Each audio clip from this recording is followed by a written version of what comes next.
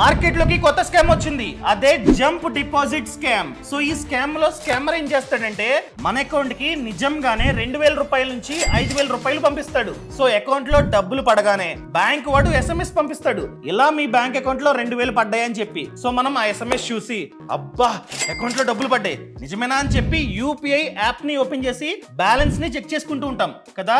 దీన్నే scammer advantage గా తీసుకొని మనం UPI యాప్ ని ఓపెన్ చేసే లోపే మనకి మనీ రిక్వెస్ట్ ని పంపిస్తాడు UPI యాప్ లో. సో మనీ రిక్వెస్ట్ రాగానే మనకి నోటిఫికేషన్ వస్తుంది, ఫోన్ పే నుంచో, గూగుల్ పే నుంచో, పేటిఎం నుంచో, ఏదో ఒక UPI యాప్ నుంచి. సో నోటిఫికేషన్ రాగానే మనం ఎలాగో కంగారులో ఉన్నాం, డబ్బులు పడ్డాయా లేదా అని చెప్పి ఎలాగో ఓపెన్ చేయబోతున్నాం UPI యాప్ ని.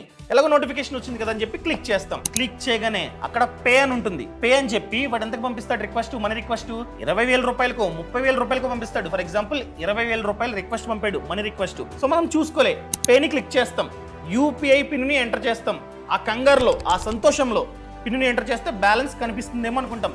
సో మనం ఇండైరెక్ట్ గా UPI పిన్ ని మనీ పంపడానికి నొక్కినట్లు. సో అలా UPI పిన్ ని ఎంటర్ చేయగానే ఆ 20,000 రూపాయలు కట్ అయ్యి వాటికి వెళ్ళిపోతాయి. పొరపాటున మీ బ్యాంక్ అకౌంట్ లో ఎవరైనా నిజంగా డబ్బులు వేస్తే చెక్ చేసుకోకండి. First of all UPI app ని ఓపెన్ చేయకండి, 30 మినిట్స్ వరకు వెయిట్ చేయండి. అలా 30 మినిట్స్ వెయిట్ చేస్తే ఆ మనీ రిక్వెస్ట్ అనేది ఎక్స్పైర్ అయిపోతుంది, లేదా రాంగ్ పిన్ ని ఎంటర్ చేసినా కూడా ఎక్స్పైర్ అయిపోతుంది అనమాట, క్యాన్సిల్ అయిపోతుంది. అలా చేసుకోండి.